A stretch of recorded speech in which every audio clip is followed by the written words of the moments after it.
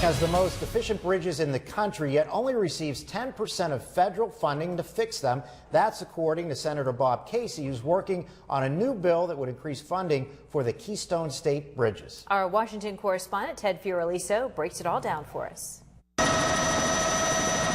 The images are hard to forget. The collapse of the I-35W bridge in Minneapolis back in 2007.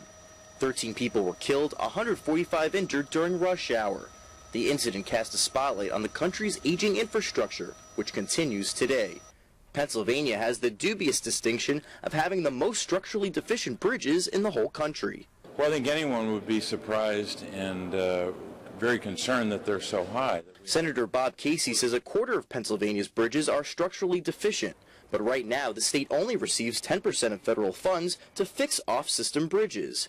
Off-system means they're not on the federal aid highway system. They're owned and operated by local governments. In our area, Warren County has the highest percentage of off-system deficient bridges, nearly 24%.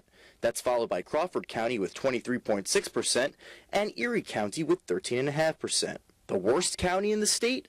McKean County, where more than 43% of their off-system bridges are structurally unsound. Ultimately, it creates major problems for business. It leads to, frankly, an anxiety and a worry about how we move commerce, and people not willing sometimes to take a particular route because they're worried about the bridges. So Casey is introducing a bill alongside Republican Senator Roy Blunt that would increase funding for off-system bridges. If it passes, he says the Keystone State would receive an additional $30 million.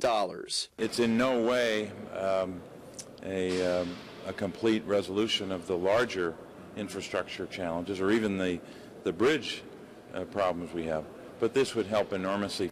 Last year, Casey worked bipartisanly on an amendment that ultimately brought in $74 million for Pennsylvania's bridges. So he's hopeful the same approach will work again this year. Reporting in Washington, Ted Fioraliso, WICU 12 News. The